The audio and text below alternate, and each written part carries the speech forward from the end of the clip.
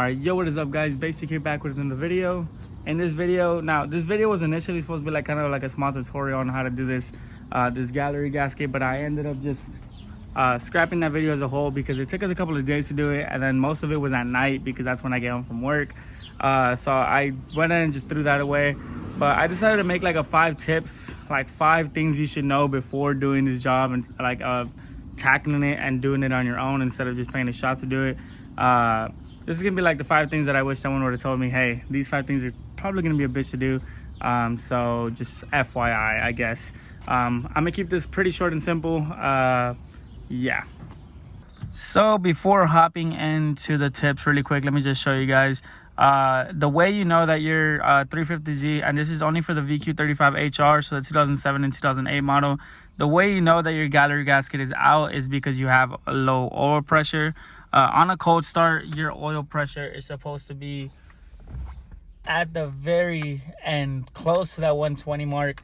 And on an idle, it's supposed to be in between that that middle line, so the bottom line and then the middle line. You can't even really see it that well. Let me turn on the car really quick. But yeah, so for example, my car's already warm, so it's gonna go down slightly more from there. But on a cold start, you should be at the, like, towards the very end at that 120 mark. I wish I would have recorded what my car was at before this. But my car on a cold start was slightly below the middle line, so the one in the very middle, it was below that, so like at 50-ish. Each individual line is 30, so it's 30, 60, 90, and then 120. So mine was like at 50, and then on idle it was literally at 0, like at the very, very bottom line. So obviously low oil pressure, that's bad for your car. Make sure, I mean, these cars these engines are pretty much bulletproof on these cars, but taking care of them will really make them last forever, especially if you beat the shit out of them. But yeah, let's go ahead and get started on the 5 tips. So this very first one is just gonna be like a fucking bonus tip, and this is pretty obvious, but obviously as car people, we are very messy sometimes, and obviously doing a big job like this, sometimes you just forget and you just start doing things and you just take initiative and you just go for it and whatever, la la la. Be organized. Go to O'Reilly's or go to a store or something, get some plastic containers that have like individual dividers, and put each individual, you know, like for example, anything that I use to take off this headlight, put all those clips and screws into a little spot, and then just name it headlights. Trust me, it was so complicated putting this thing back just because I had screws all over the place. We literally had them like in a little bunch. So it was like we had to like literally find every single screw to put this whole thing back. And if you guys don't know, so this is what you are taking off. You're taking off your timing case. This whole thing comes off, right? There's probably a solid 20 to 25 screws all over that timing case that you have to take off. Just obviously pointing out the obvious. You have to take off your radiator, you have to take off your intakes, you have to take off your bash bar. I did not put my front bumper back on, but you had to take off your front bumper. And I ended up taking off my windshield wiper as well. But you literally have to take off the whole front end of this car up to this point and back. So yeah, be organized. Just organize all the screws and clips because there's a fuck ton of them.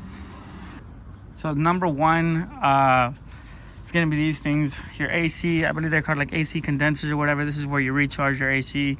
The gas that is inside of there, you are not supposed to let out into the air. You're supposed to have specific tools that connect into left and right, and they put it into an air tank and then go from there. You're not supposed to let all that out. You also have to unplug these. Now if you don't take the air out and you unplug these, obviously all the air is gonna, or all the gas is gonna come out through here. That, from what I know, that's not 100% legal, so you're supposed to do it the right way. But if you're doing this at home, I feel like most people are just gonna let the air out. I know I watched a couple tutorials and all of them just let the air out. I'm not 100% sure if that's legal, but just be prepared for that. That's one of the things where I had to think about it. We ended up just getting the tool and doing it the proper way, just, you know, just to not get into any trouble or anything like that. But that's number 1. Okay, number 2 is your crank pulley. Now this is the big one that's down there, and keep in mind, if I don't have the terminology correct, I'm sorry, but I'm gonna go ahead and put pictures of this up on the screen. But if you guys know what that is, your pulley, it's literally right, the big one all the way down there. That one is it's a pain to get off. The rest are pretty easy as long as you have a breaker bar. You're able to take them off pretty good. That one, even with the breaker bar, we were not able to take it out. We literally had a breaker bar and then the jack, like a handle, like obviously a low profile jack, that big ass handle attached to it, and we were pulling that, like literally it took so long just to get that screw out in order to take that off. So that's that's probably honestly the biggest one for me. That was such a pain to get rid of.